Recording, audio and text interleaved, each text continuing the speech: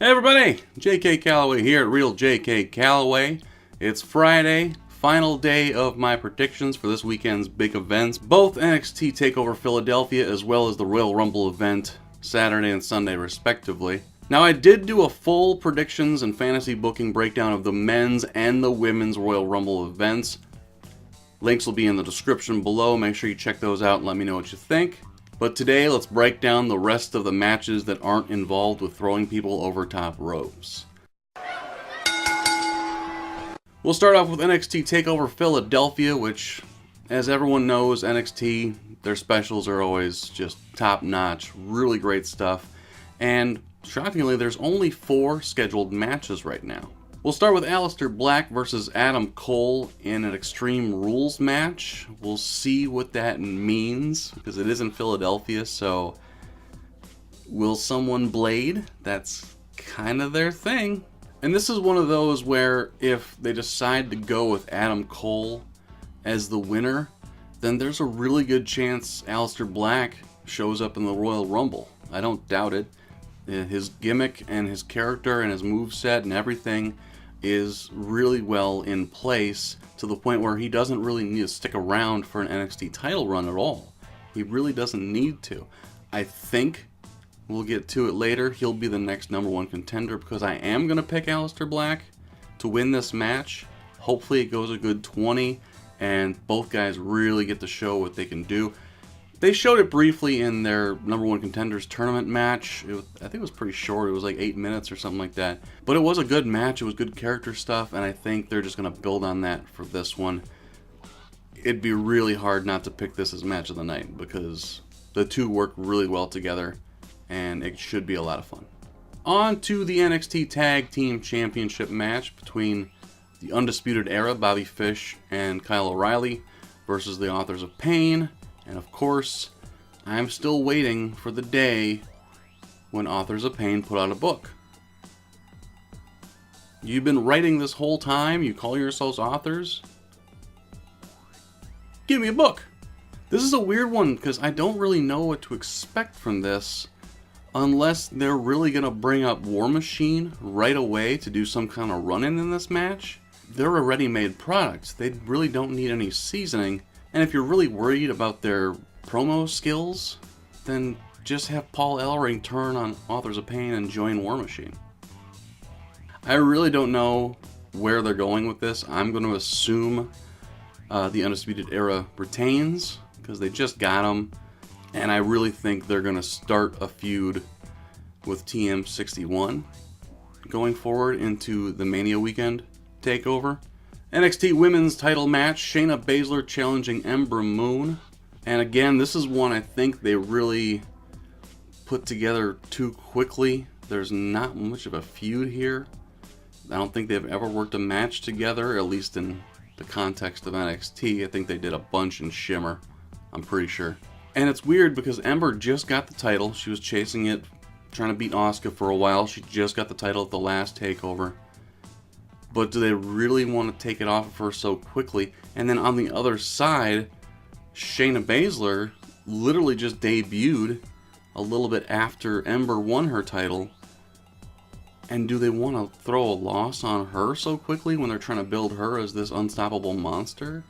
I'm going to guess this actually ends in some sort of no contest or count out, maybe even DQ. But I don't think there's going to be a conclusive winner in the match, because they might just push this one more takeover and actually build a feud, a real feud, for a couple more months leading into Mania weekend. So that might be a good way to play it, and I think that's the way they're going to go because neither person can really afford a loss yet. You know what I mean? On to the main event, NXT Men's Championship. I don't know why they don't call it that. They're calling the men's and the women's Rumble, so might as well call the men's and women's titles, right? Andrade Cien Almas versus Johnny Gargano. Andrade is the champion going in, and it really feels like they're purposefully trying to not mention Tommaso Ciampa in this whole thing, which was basically the story when Andrade and Johnny Gargano fought twice before.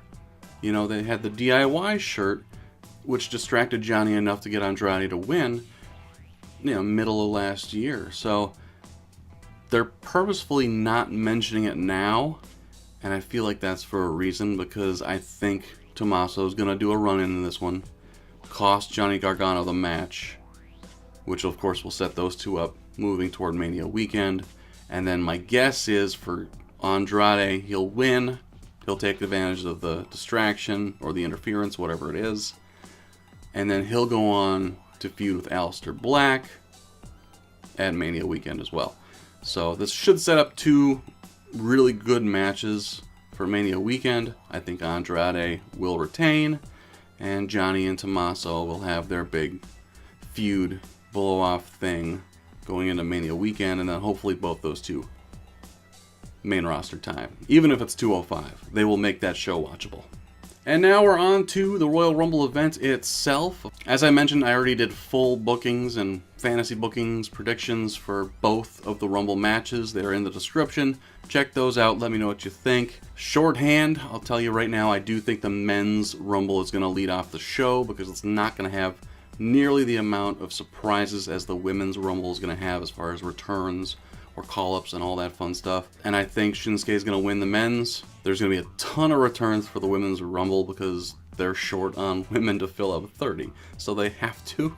But I do think in the end, a debuting Ronda Rousey is going to win the Rumble and head toward Mania with Charlotte. So that's where I'm at with those. As far as the rest goes, I do think they're going to start with the Raw tag title match between Jason Jordan and Seth Rollins defending against The Bar. They're planting all these seeds as far as Jason Jordan and Seth Rollins not getting on the same page, but so they've already beaten them once. I think they'll beat them again. I don't really see any interference in this match or distractions, so I think it's just gonna be a straight up win for both, and they'll still hold that little animosity toward each other, and not sure if they can trust one another. That whole thing will stick, but they'll stay the champions for the time being.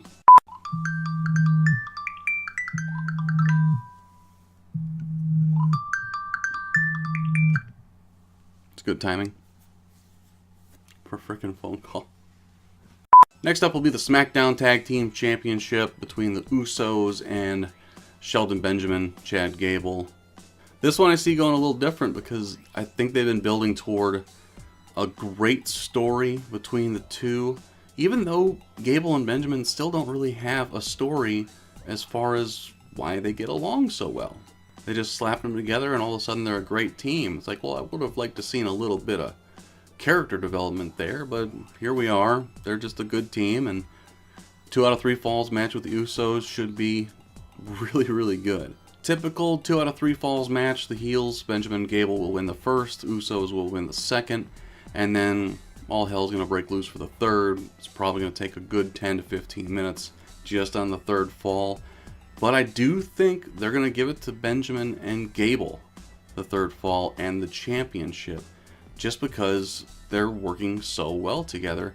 And I feel like there's a story coming with that they're preparing to tell. You know what I mean? I feel like they're going to really build up the Usos after the match as the babyfaces chasing the titles, and they'll probably lead it all the way to Mania. Although they'll probably throw in some other teams. Like, it might be a 4-way with Rusev Day and New Day thrown in. You know what I mean?